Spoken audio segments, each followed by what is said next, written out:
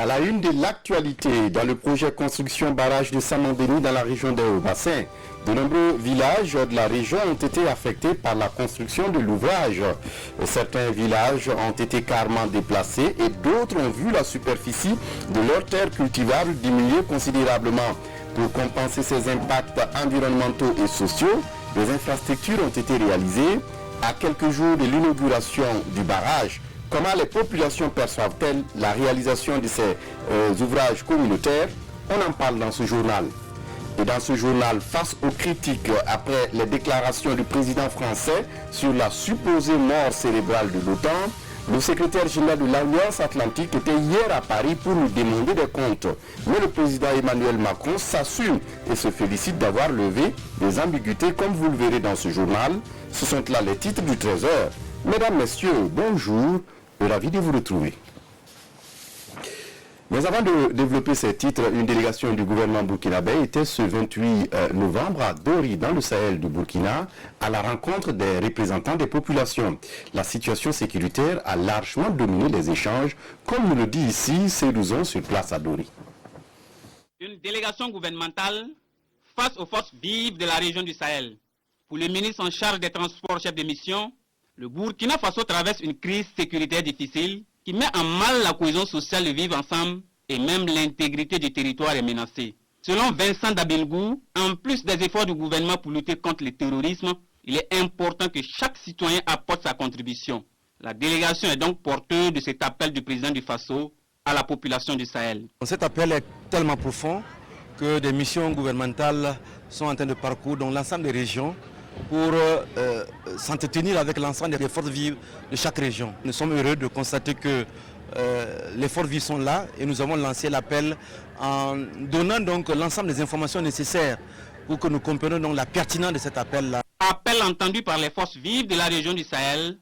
Dans la salle, certains se sont engagés à répondre à l'appel. C'est un appel que nous recevons avec beaucoup en tout cas de sérénité. Nous allons nous y atteler, comme vous l'avez vu. Vous avez vu une jeunesse engagée, vous avez vu des forces vives engagées, en tout cas pour répondre favorablement à cet appel et pour s'engager, et surtout la détermination. D'autres ont fait des observations sur le recrutement volontaire et ont même lancé des cris de cœur au chef de l'État. Nous femmes du Sahel, parce qu'il y a beaucoup de déplacés qui sont actuellement dans le Sahel.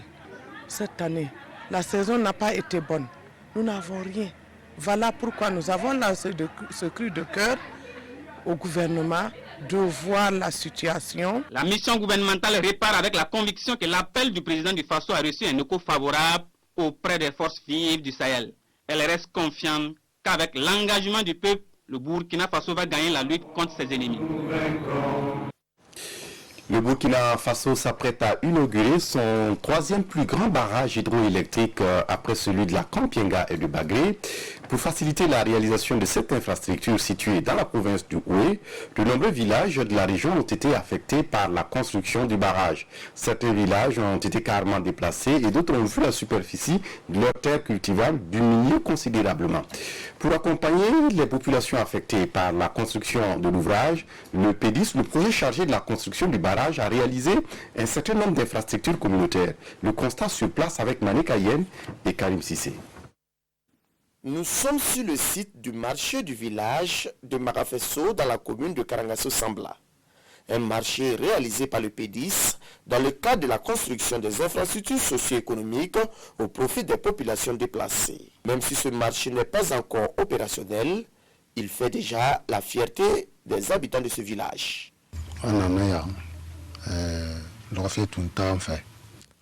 Ici au moins, nous avons un marché comparativement à l'ancien village, et ce, grâce au PEDIS.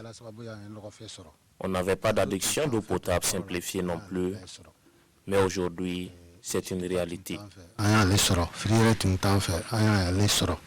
En plus de ce marché, d'autres infrastructures, comme ce lieu de culte, ce moulin et cette école de 6 classes, ont été aussi érigées.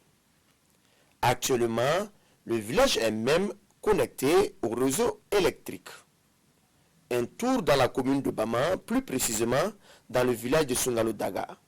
Là, plusieurs infrastructures socio-économiques ont été réalisés par le PEDIS. Le PEDIS a réalisé à Sonaldara ici une école de 6 classes, plus les logements, et un CSVS, plus la maternité, tout équipé, et également 2 AIPS. AIPS qui veut dire adduction d'eau potable.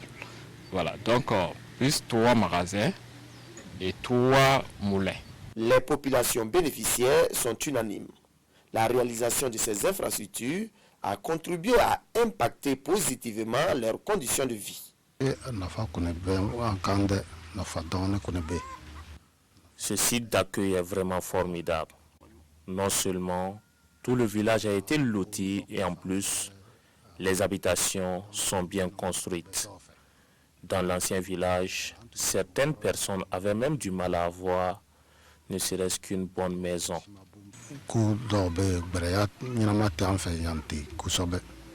Néanmoins, les habitants de Sunalodaga, par exemple, souhaitent voir la construction d'un autre collège. En plus de cette doléance, elle plaide pour une augmentation de la capacité des 2 addictions d'eau potable simplifiée. Une augmentation de capacité qui permettrait de desservir parfaitement tout le village. Et avant de poursuivre, on reste dans la région des Hauts-Bassins pour dire que l'opération mise à disposition des tracteurs au profit des acteurs du monde rural a été lancée officiellement ce matin à Lorofrusso, un village rattaché de la ville de Bobo-Dioulasso. Ce sont 400 tracteurs qui seront cédés aux producteurs à des conditions étudiées. Une cérémonie qui a connu la participation du président du FASO. Nous y reviendrons dans nos prochaines éditions. Et si l'accent est mis sur la production au Burkina Faso, on n'occulte pas cependant la question de la transformation. Et en cela, toutes les initiatives entrant dans ce cadre sont encourageables, surtout quand le projet est porté par les femmes.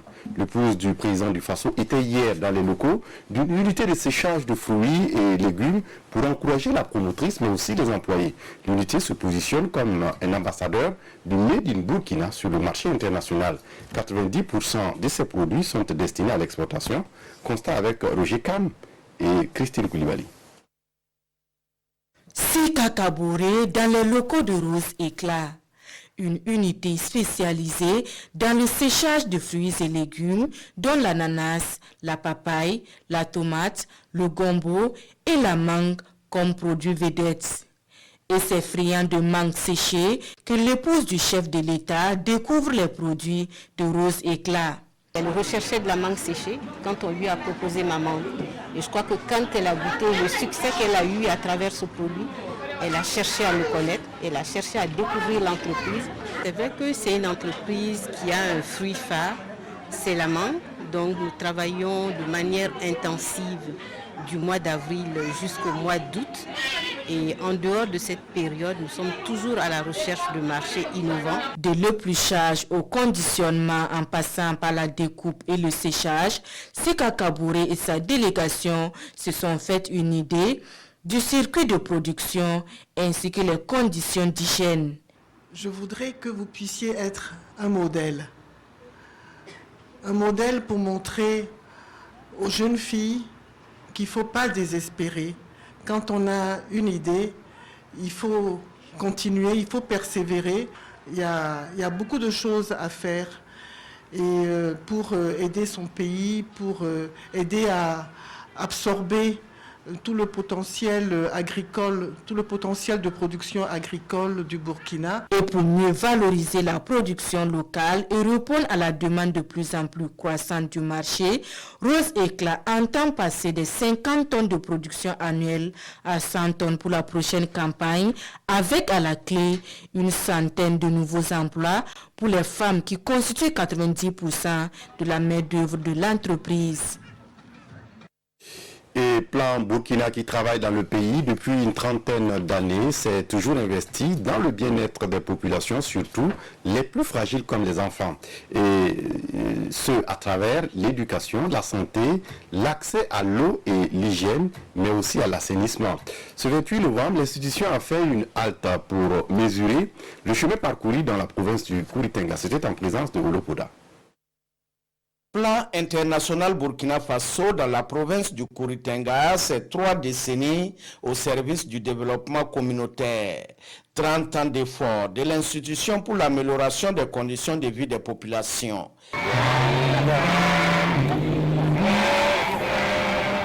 30 ans, c'est l'âge de maturité. Et nous avons besoin de nous arrêter et de regarder par derrière comment nous avons fait les choses et avec qui nous avons fait ces choses-là. Et évaluer est-ce que nous en sommes fiers et qu'est-ce que nous sommes prêts à faire à nouveau. Durant les 30 années d'intervention de l'ONG dans la localité, de nombreux projets ont été mis en œuvre. En termes de réalisation chiffrée, le bilan fait ressortir plus de 300 forages au niveau scolaire, familial et dans les centres de santé, plus de 700 latrines et 60 complexes scolaires construits. Environ 30 000 femmes enrôlées dans des groupes d'épargne et de crédit ont mobilisé à elles seules 700 millions de francs CFA en 5 ans. Créer des conditions pour que les enfants naissent, grandissent et s'épanouissent dans de bonnes conditions, vivent dans un environnement sain et deviennent des hommes et des femmes responsables citoyens dans leur pays. La jeune fille, c'est vraiment le pilier de la société parce que si nous réussissons à créer l'égalité entre les garçons et les filles et ils grandissent dans le respect mutuel et ils s'épanouissent ensemble, nous aurons une société qui vit en paix. En 30 ans, ce sont plus de 30 milliards de francs CFA qui ont été investis pour le bien-être des populations du Kouritenga. L'avenir s'annonce promoteur selon les responsables de plan qui comptent poursuivre leurs activités en direction des jeunes et en couvrant tout l'est du Burkina Faso. Ce jubilé de perles a été une occasion pour Plan Kouritenga de reconnaître le mérite de ses partenaires et d'offrir des vivres aux personnes déplacées internes.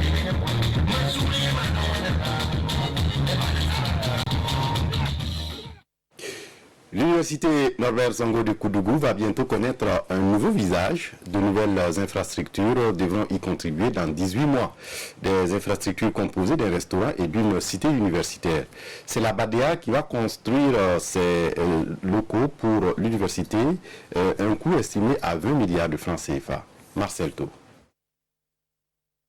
L'université Norbert Zongo de Koudougou accroît son offre de formation au niveau de ses infrastructures. Sur ce terrain seront bâtis en 18 mois une unité de formation et de recherche en sciences et techniques, un restaurant de 800 places et une cité universitaire de 1500 lits. Jusqu'ici, c'est des bâtiments loués à des particuliers qui servaient de cités universitaires et puis les 30 villas qui nous avaient été rétrocédées, dont 15 ont été sommairement aménagées pour accueillir les étudiants. Donc du point de vue de la symbolique, c'est très important parce que si vous demandez à des gens de faire des efforts, aussi bien les enseignants que les étudiants, pour avoir de bons résultats, il faut avoir aussi le réflexe de les accompagner en termes de conditions de travail et c'est ce que le gouvernement fait en lançant ça. En plus d'offrir un nouveau cadre d'études approprié aux étudiants de Koudougou, ces futures infrastructures sont perçues comme une réponse aux défis de modernisation et de la qualité de la formation selon le premier responsable de l'université. Le pays a besoin de scientifiques et ça nous permet d'avoir un nombre suffisant de scientifiques et combler le déficit d'enseignants au lycée et aussi au niveau de l'université. Pour la cité universitaire, vous êtes sans ignorer que quand on est mal logé, on étudie moins en fait. Donc c'est mieux qu'ils soient bien logés, bien nourris, pour mieux apprendre. D'un coût estimé à 20 milliards de francs CFA, ces travaux de construction de ces nouvelles infrastructures sont financés à 37% par la Banque arabe pour le développement de l'Afrique, BADEA, et 60% par le fonds de l'OPEP et les 3% restants par le gouvernement burkinabé. C'était une promesse de campagne du président Roch Marc-Christian Kaboré de rendre gratuits les soins de santé pour les femmes enceintes et les enfants de moins de 5 ans. Et la mesure est entrée en vigueur dès le début de son mandat en 2016. 4 ans après sa mise en œuvre, quel est le bilan qu'on peut tirer? La structure chargée du suivi de la mise en œuvre était en conclave ce 28 novembre à Ouagadougou. L'objectif étant bien sûr de faire le point des acquis, notamment l'augmentation du taux de fréquentation des centres de santé par les populations, le soulagement des ménages pauvres sur les dépenses de santé. Explication, Issa Kanana. Plus de 3 ans après la mise en œuvre de la politique de gratuité des soins au profit des femmes et des enfants de moins de 5 ans au Burkina Faso, de nombreux acquis ont été engrangés. Au nombre de ces acquis, on note l'augmentation de la fréquentation des populations dans les services de santé. D'environ 2 consultations par enfant et par an avant la gratuité, ce chiffre est passé à 3 consultations par an. Une mesure qui a surtout permis de soulager les ménages par rapport aux dépenses directes de santé, une amélioration des indicateurs de financement du système sanitaire.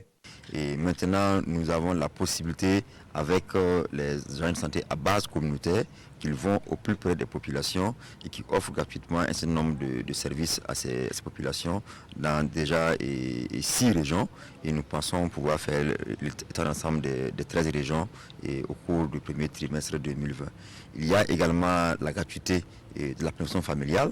Et depuis environ 3 mois, un trimestre, nous sommes aussi dans cette démarche aussi progressive à travers une démarche pilote dans 2 régions pour qu'on offre gratuitement la planification, les différentes méthodes contraceptives gratuitement et faire en sorte que les populations puissent avoir accès sans qu'il y ait la barrière financière. La persistance des ruptures de médicaments et de consommables médicaux dans certaines formations sanitaires, les dettes des structures de santé à l'endroit de la Camer, entre autres, demeurent toujours des défis à relever. Au sortir de cette rencontre, les techniciens de santé devront formuler des recommandations pour une mise en œuvre efficace du programme du président Roch-Marc Christian Kabouri.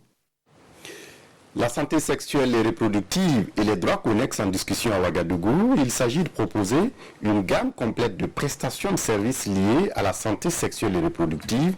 Une quarantaine d'experts réfléchissent donc à la thématique pour voir comment proposer, par exemple, une réponse au taux de morbidité et de mortalité maternelle et ou comment contribuer à prévenir le VIH-Sida. Explication avec Omar Zombré. C'est un atelier national pour définir les priorités en matière de recherche en santé sexuelle reproductive et droits connexes pour les années 2020-2021. Les résultats de cette rencontre vont permettre d'axer davantage les politiques du gouvernement sur les problèmes prioritaires liés à la santé maternelle et infantile. C'est une démarche qui permettra de pouvoir identifier les thèmes prioritaires et permettre d'orienter les différents chercheurs mais sur les institutions pour qu'ils puissent davantage avoir plus d'informations adaptées aux réalités locales, mais aussi nous proposer des solutions innovantes afin de pouvoir davantage protéger la santé sexuelle et reproductive ainsi que les droits connexes des droits. Le référentiel pour améliorer la santé maternelle et infantile, les droits connexes et la santé et la planification familiale, la place de la recherche est très importante. C'est pourquoi l'OMS, avec les autres acteurs du ministère de la Santé, ont souhaité accompagner cette dynamique au niveau national. Cet atelier va durer 72 heures. Il réunit une quarantaine de participants, tous issus du monde de la santé et de la recherche. Face à la crise humanitaire qui frappe durement en ce moment le pays, à travers les milliers de déplacés internes, l'Arabie Saoudite apporte son soutien à travers une aide alimentaire, médicale, mais aussi sanitaire. Une générosité qui va, à croire les autorités burkinabées, soulager les populations dont la quasi-majorité n'a pas cultivé cette année. D'où la nécessité de prévoir ces zones de soudure selon les autorités. Le point avec Maimouna Traoré. Le centre du roi Salman, solidaire du peuple burkinabé. C'est un don composé de 19 600 sacs de riz, 22 300 sacs de maïs et des équipements médicaux que le centre fait au Burkina Faso pour la prise en charge des déplacés internes. Un geste salué par la ministre burkinabé en charge de l'action humanitaire. Il est bon de dire que les déplacés internes sont des déplacés pour cause d'insécurité, mais nous avons des personnes vulnérables qui sont chez eux et nous savons que nous avons une politique de relèvement de la vulnérabilité du Burkina Faso. Donc il ne faut pas oublier ces populations vulnérables qui sont là, qui attendent aussi un secours et une solidarité du Burkina Faso et du gouvernement. Nous avions reçu tantôt de bonnes quantités et ici aussi, et ils ont demandé que si nous avions des requêtes, nous devons le soumettre. Donc nous allons, vous savez que cette année, il y a eu des zones où les gens n'ont pas pu cultiver, donc nous devons prévoir ces zones de soudure. Donc nous allons travailler avec eux afin de pouvoir répondre au mieux. C'est vrai que nous ne pourrons pas répondre à une satisfaction totale, mais au mieux pour que les populations ne restent pas sans manger. Selon l'ambassadeur d'Arabie Saoudite au Burkina Faso, cette contribution vise le renforcement des liens de coopération et de solidarité entre les deux peuples, ce dont est la 4e tranche de l'aide que l'ambassade apporte aux personnes vulnérables. L'objectif du centre est d'aider le Burkina Faso à faire face aux défis liés à la sécurité alimentaire. Pour plus de rigueur et de professionnalisme dans le traitement de l'information liée au terrorisme et à l'extrémisme violent, le Centre national de presse Norbert Zongo et l'APAC ont lancé un concours pour 5 pays de la sous-région. Le concours de production journalisme a été lancé il y a environ 6 mois et c'était dans le cadre du projet de l'action pilote média sur la prévention de l'extrémisme violent et la radicalisation. Hier, les récipiendaires ont reçu leur prix en présence de Paul-David Bambara et de Herman Toé. Cette cérémonie marque le couronnement de 6 mois de travaux de recherche basés sur la prévention de l'extrémisme violent et la radicalisation au Sahel. C'est un projet pilote dénommé Action Média qui consiste à impliquer les journalistes dans la recherche de la paix. Il a mis en compétition le Bénin, le Burkina, le Cameroun, le Mali et le Niger. Dans chaque pays, un groupe d'experts a désigné les meilleures productions et on a regroupé tout au Burkina le 13 novembre dernier pour voir par rapport aux meilleures productions des 5 pays quelles étaient les 3 meilleures productions qui pouvaient se dégager du lot. Dans la catégorie médias à grande audience, le Mali remporte le premier prix, le Burkina lui décroche le prix de la meilleure production radio communautaire. Quant à la meilleure coproduction, elle revient au Cameroun. C'est vraiment un encouragement pour continuer à travailler sur ces questions d'extrémisme violent et de radicalisation, ainsi que sur trouver des moyens pour préserver la paix. Aujourd'hui, le Mali compte plus de 2000 déplacés. C'est des victimes de pratiques d'esclavage. Ils refusent le statut d'esclave et ils sont agressés par leurs soi-disant maîtres. C'est un réel problème. Les gens ont peur que ceux qui sont agressés, violentés, ne se basculent pas dans l'extrémisme violent. Aussi, 3 prix d'encouragement ont été remis à des journalistes. Ils sont au total 30 journalistes issus des 5 pays à prendre part au projet Action Média, piloté par le Centre national de presse Norbert Zongo et l'Association des professionnels africains de la communication du Niger. En culture, depuis le 27 novembre, la ville de Koudougou vibre au rythme des nuits atypiques de Koudougou. La 24e édition va donc connaître, comme d'habitude, des prestations en live des artistes musiciens, la rue marchande et des rencontres professionnelles. Le ministre de la Culture, Abdul Karim Sango, qui était à l'ouverture du festival, a estimé que la tenue des nuits atypiques 2019 vient témoigner aux yeux du monde, contrairement à ceux qui ont tendance à dresser un portrait peu reluisant du Burkina Faso, que le Burkina Faso est debout et marche sereinement vers l'avenir malgré ses difficultés, dira-t-il. Bernard Kambelem, Marcel Tau.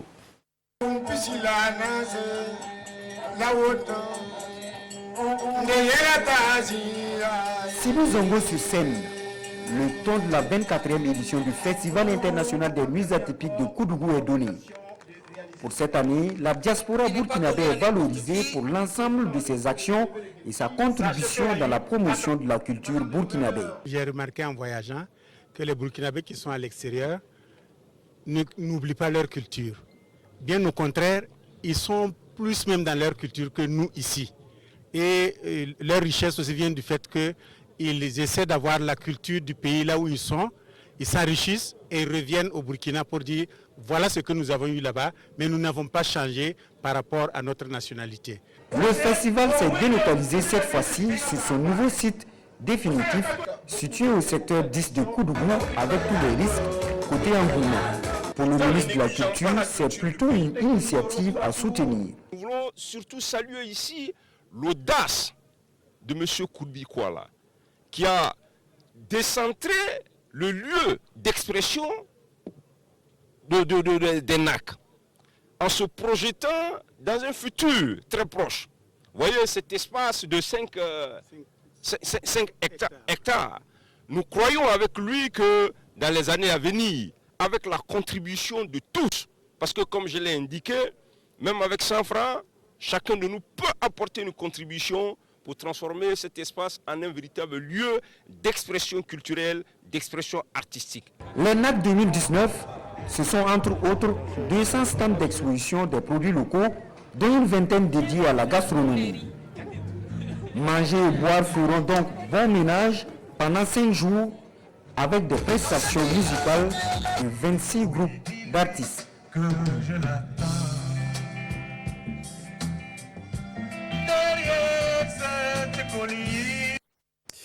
Et à l'étranger, face aux critiques après les déclarations du président français Emmanuel Macron sur la supposée mort cérébrale de l'OTAN, le secrétaire général de l'Alliance Atlantique était hier à Paris pour lui demander des comptes. Mais le président Emmanuel Macron s'assume et se félicite d'avoir levé des ambiguïtés. Il est venu tenter d'éteindre un début d'incendie. Jens Stoltenberg, le secrétaire général de l'OTAN, était à Paris, son premier déplacement depuis les propos très polémiques d'Emmanuel Macron au début du mois de novembre. Dans un entretien au magazine The Economist, le président français estimait l'Alliance Atlantique en état de mort cérébrale, des propos qu'il a dit assumer lors du point presse. Pour lui, l'OTAN doit en faire plus. Une véritable alliance, ce sont des actes, ce sont des décisions, pas des mots.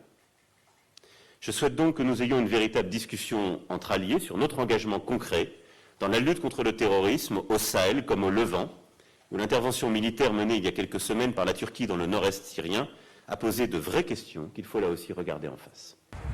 L'offensive turque au nord-est syrien contre les combattants kurdes est en effet inédite, tant Washington, qui s'est retiré de la zone, qu'Ankara n'ont consulté leurs alliés de l'OTAN. La Turquie se rapproche même de plus en plus de Moscou, notamment via l'achat de missiles S-400. Au Sahel, dans le cadre de l'opération Barkhane, la France est depuis 2014 bien seule. Pour le secrétaire général de l'OTAN, malgré les difficultés, l'Alliance Atlantique est la seule solution. L'Union européenne ne peut pas défendre l'Europe. L'Union européenne ne peut pas remplacer l'unité transatlantique. Une alliance forte et une Union européenne aussi forte sont les deux faces d'une même médaille. Ces deux éléments sont indispensables au maintien de la liberté et de la prospérité de l'Europe. Reste à savoir qui est l'ennemi, a rappelé Emmanuel Macron. Selon lui, le dialogue doit rester continu avec la Russie, un acteur de la géopolitique mondiale toujours plus incontournable. C'est tout pour ce journal. Merci de l'avoir suivi. Très bonne suite de programmes sur la RTB. Au revoir.